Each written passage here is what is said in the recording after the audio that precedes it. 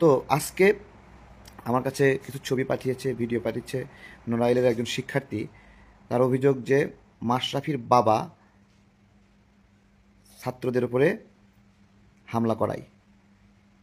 আবারও বলছি, মাশরাফির বাবার নেতৃত্বে ছাত্রদের উপরে নড়াইলে হামলা হয়। আমি যখন প্রথম এসপিসি প্রতারণা, রিং আইডি প্রতারণা এবং ইওয়ারেঞ্জ প্রতারণা নিয়ে কথা বলি, যে মাশরাফি এই কোম্পানিগুলোর প্রতারণার সঙ্গে জড়িত, তখন প্রথম যে হুমকি আসে সেটা মাশরাফির বাবার কাছ থেকে। তার বাবার পরিচয়েই আমাকে হুমকিটা দেওয়া হয়। এবং শুধু তাই না, আরও অনেকে আমাকে মেরে ফেলার হুমকি দেয় যে মাশরাফির বিরুদ্ধে বলা যাবে না। মানে আমার কি যোগ্যতা যে মাশরাফির বিরুদ্ধে আমি বলি?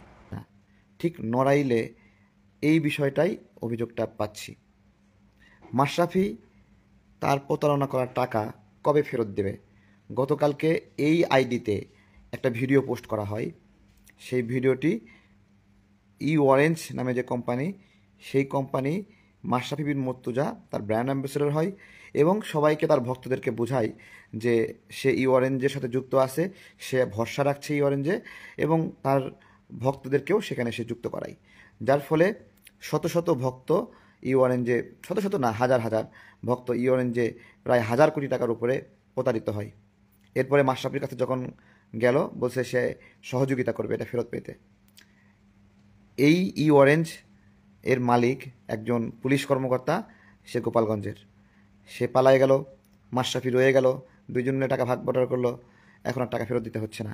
মাশরাফির কাছে যে মহিলারা গেছিলো, সেই মহিলাদেরকে মাশরাফি বলল যে জানের সদগা হিসেবে এই টাকা দিয়ে দেন। জানের সদগা দিতে বলছে মাশরাফি, চিন্তা করতে পারেন। এখনও ভিডিও করতেছি, তার ভক্তরা এসে বলবে তোর কি যোগ্যতা আছে মাশরাফি নিয়ে বলার? একটা মানুষের প্রতারণা তুলে ধরার জন্য যোগ্যতা লাগবে বলেন? আপনাদেরকে জিজ্ঞাসা করি, বা মাশরাফি যদি এই ভিডিও দেখে তাকে জিজ্ঞাসা করি যে ভাই, আপনি এই যে ইওয়ারেঞ্জের মাধ্যমে যে প্রতারণা করলেন, এই টাকাটা কবে ফেরত দেবেন বলেন? তারপরে রিং আইডিতে প্রতারণা করেছেন, রিং আইডি থেকে সদস্য, তারপরে দেখাইছে মানুষ গরু বেচা, ছাগল বেচা, সমিতি থেকে ঋণ নিয়ে সবাই এসপিসিতে বিনিয়োগ করা শুরু করছে। মাশরাফি গেছে। এখন আপনারা বলেন যে মাশরাফি একটা ভালো খেলোয়াড় হতে পারে, তারপরে সে তার এলাকার লোককে ভালোবাসতে পারে, বাঁচতে পারে, কিন্তু এসপিসির মাধ্যমে যে লক্ষ যুবকের সাথে প্রতারণা করলো, সেই টাকাটা ফেরত দেওয়ার দরকার আছে কিনা বলেন? আমি এসপিসি এবং ইওয়ারেঞ্জ এবং রিং আইডির ভাইদেরকে বলবো, হ্যাঁ, এই প্রতারকের বিরুদ্ধে আপনারা মামলা করেন। হোক না যত বড় ক্রিকেটার হোক, যত বড় এমপি হোক, যাই হোক, আইনের বাহিরে বলেন, আইনের বাহিরে বললাম যে তার বাবার দৌড়াতে ওই এলাকার মানুষ যারা বিরোধী রাজনীতি করছে তারা থাকতে পারে নাই। ছাত্রদের উপরে যে হামলা হয়েছে দফায় দফায়, সে হামলার নেতৃত্ব দানকারী ছিল মাশরাফির বাবা। ঠিক আছে, এখন কি বলবো?